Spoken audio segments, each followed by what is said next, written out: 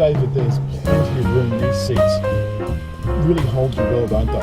I like them. They do grip you Yep. well without being too intrusive. And there's plenty of room here, and here, and in here. There's even enough room in the boot for a fat old journalist. Well, Alan, what have we got? The Toyota Corolla-sized Renault Megane GT. That Corolla-sized vehicle, Mazda 3, have always been initially rather bland, but they're getting much more sporty, at least a top model, aren't they? Yeah, well, of course, what Renault have done with this is they've left room above this for a very, very go-quick one. So this one is 151 kilowatts and 280 newton meters, 1.6 petrol 4-cylinder turbo engine. 151. I mean, a Golf GTI was about that not that long ago. It's only 162 now. Yeah. So, and we went round in the Hyundai i30 SR. That was about 150. I think this sounds much more the GT. I think so too. And of course, this has the added advantage of having four-wheel steering. That is unbelievable, isn't it? In a car of this size and type. How did you find it? How did you feel? Does it change the feel to you? It does, very much. It makes it feel, well, you'll probably remember that last Honda Prelude. That had four-wheel steering. And it's very clever the way it works. You go slowly and the wheels turn together. But the faster you go, the wheels turn in the same direction. So if you're going fast, it'll crab-like if you're changing lane. Yeah. If you're parking, it'll be like one of those articulated truck things. That's that, right. You know, the wheels turn that help you make a nice sharp turn of it. I found driving it on the open highway, it took a little bit of used to. It felt a little unnatural, but boy, did it just turn into corners. It does, and the engine is so sweet. It's such a beautiful, smooth, free-spinning engine, and I really like this 7-speed DSG. As far as DSGs go, it's pretty awesome. You find the whole package fits together well, and it sounds quite good. As I say, the Hyundai didn't really have a bit of a roaring sound to it as what this does. Well, this has got some driving modes. Obviously, one of them is, and I've got it in the personal one at the moment, I've programmed that the transmission and the all the driving modes to my personal taste. So I've also got the sportier engine note. That's doing it to your personal taste. It's not to the nth degree, but we're getting further down that track, aren't we? Where you can select parameters that suit you. Yeah. Not just 1, 2 or 3, but perhaps a few other variations of that. Well, the good thing is, of course, the older I've gotten, the lighter I want my steering to be. Okay. And so now I put it on light steering, comfortable suspension, and throaty and quick engine response, so that I get the maximum joy out of driving with the minimum discomfort. And I only put it on hard suspension and hard steering and so forth when I want to have a spirited drive, say in the national park or With a very twisty road. or on a racetrack or something. Not that we get to do that very often. The other thing, of course, is that this is not four-wheel drive, so there is a bit of torque steer when you really stick the boot in. Yeah, that getting the power to the ground. There's no, I have no trouble with it, but it is a little bit annoying. Tell you what, we will drive. This has got automated parking. I'm just going to try and find some cars to park behind. Okay. Are there any cars to park behind, Red? Have you seen any cars to park behind? No, this is suburbia that has enough driveway space for you to park your car. It's almost like something from Valley of the Dolls or Children of the Corn or something. Invasion of the Body Snatchers. It's like there's cars and there's footpaths and there's roads, but there's no people. You can All the people have died. Yeah. How do you find the interior? It's got a big flat screen. It's more north-south than it is east-west. Yeah. So that portrait mode, I personally like. I think it's great. You do find that some of the screens are a little bit smaller than if they were displayed on a landscape screen. But for example, if you've got the sat nav on, the whole screen, you can have the whole screen as sat nav. So you know, you get the vision of the map that you're on. Okay. Isn't just one little tiny bit. Do you know what I mean? Like Particularly north-south, because Yeah. you tend to have the arrow pointing in the direction upwards of where you're going. That's right. Yeah. It's flat. It's a very flat screen and surrounds to it. Although it's square, you like that? I do like square. What I don't like is little bits chopped off just for the sake of it. Jaguar. You know, that Jaguar thing drives me utterly nutty. Now look, It's got rounded edges. It's artistic. The front of it is quite busy, but I think it's quite balanced. it's got that corporate front end, as I said earlier.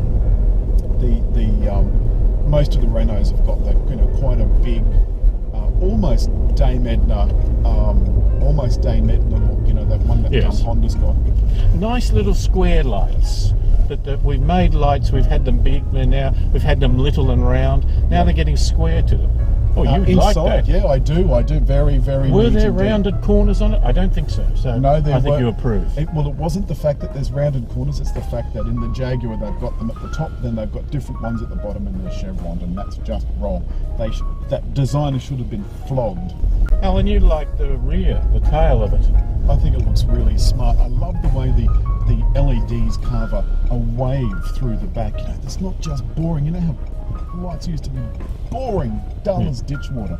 It'd be one light there, you know, a red light, an orange light, a white light, and that was it. Yes. And now they're carving beautiful shapes through it just because they can. I think it gives it, as you say, flow across it rather than just a flat canvas of which you've stuck a couple of squares on. Absolutely, and they're big. And then the front lights as well. The front lights have that really big daytime running light, the LED daytime running light. Now, remember once upon a time, this is not a new thing. Volvo was doing daytime running lights 40 years ago. Yes. You might remember you turn the car on and the parking lights would come on and stay on.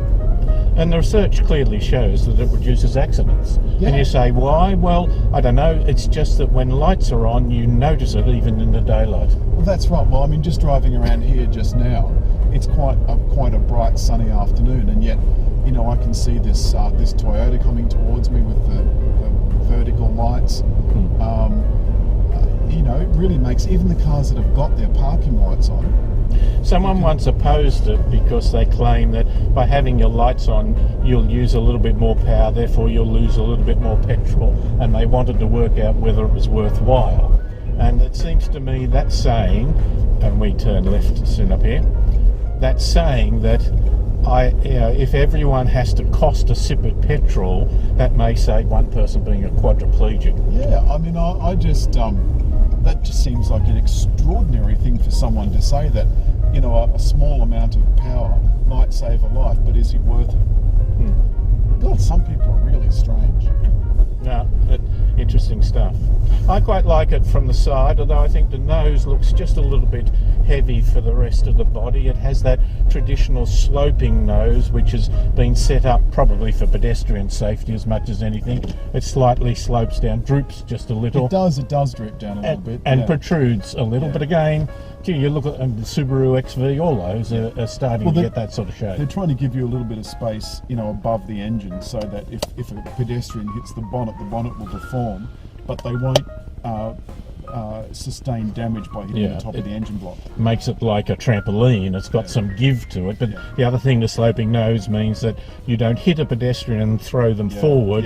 You tend to trip them onto the bonnet, which sounds bad, but it's a heck of a lot better than going forward and being run over. Oh, now, I tell you what I do want to discuss. There's no Apple CarPlay and Android Auto in this. Oh, okay, yeah. You know, this is a GT. It's going to be aimed at the you know, the boy racer, the, you know, kind of youngish, slightly hooligan-y sort of person that likes this, you know, genuine fake imitation blue carbon fibre, and yet they've not put the connectivity in. Yeah, technology, you know, they like that sort of stuff. And I just think I just want to be able to get into a car and have some common dials that I don't have to read a 500-page manual to try and operate. Well, do you know, the controls on this radio are virtual, so they've got buttons in the main screen, and then they've got some fixed electronic buttons down the left-hand side. So here are the radio controls here on a stalk. Whoops. Here are the radio controls here on a stalk behind the steering wheel. I've turned this so that you can see it, but you know they're a little bit hard to see, and I've never liked them. All French cars were at it at one stage or other, and you know I don't know. I think it could be a little bit clearer, don't you? I think that could be a little bit clearer. They have got better though. Do you remember Renaults used to have, if you wanted to change from AM to FM, you had to do 3 buttons, and one was number 5, one was number 21, and one was number 22. But they're still at it, David. They're still at it. Here's the cruise control and speed limiter down here on the dash. So it's actually split between these buttons on the steering wheel, these buttons on the console.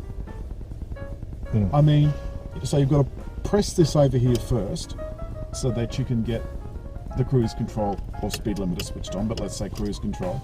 Then you've got to come over here while you're driving at 100 kilometers an hour, and it'll only set if you press the up button. If you press the down button, like every other car maker in creation, nothing happens. That's to turn the cruise control into standby mode. That's to resume. I just think that's crazy. And if you want to go to a different speed, you speed up and then press the up arrow again. Oh, I don't like that at all. No. But if you do a down and an up, it'll go down or up in 2 kilometre an hour increments. Can we film the dash, the signals? You just. What do you want to film? Now this is part digital, part normal analog, isn't it? Yeah, so the bit in the middle is digital, and you can change that. The bits at the side are the old analog. Are old analog dials.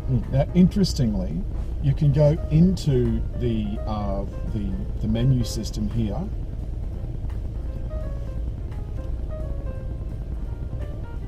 and you can select different now see, it's doing it again. I've got to go in and do so. Personal changes the dash to this. Sport, neutral, comfort. Now, unfortunately, only the sport and personal have a digital speedo. Yeah, I love a digital speedo. It's clarity. It seems to do it very, very simply. I agree. The other thing that I don't like about this is that if you go in one way and call up a screen, after 2 seconds it dumps you out. Yeah, so if I want to go in and do what you're suggesting, I had to go into, I had to go into home. What did I have to do? I had to get into settings. Oh no, I know what I had to do. I had to go into menu. Oh, hang on. Try again. Okay. So if we want to go into this mode, so that it doesn't turn off again, if I just don't do anything for a few seconds, that goes back to what it was before.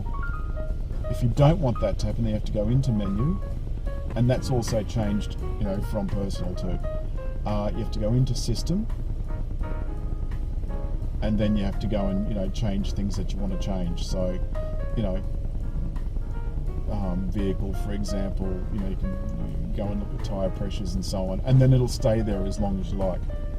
But if you go in through another way, it dumps you out after 2 seconds. That's right. So that's the same menu as this button down here, the RS Sport button. And as you can see, when I press that button, it'll change and scroll through those options, but only between neutral and sport. If you want comfort, you've got to go into this menu and press this button. Now you can get a shortcut to that. Let me go back. I could have just pressed the home button, sorry. So you can shortcut to it by just pressing this and then quickly coming up and pressing comfort. And then if you don't do anything in a second, that'll go back to whatever screen you had it on. You didn't touch anything. I didn't touch anything, no.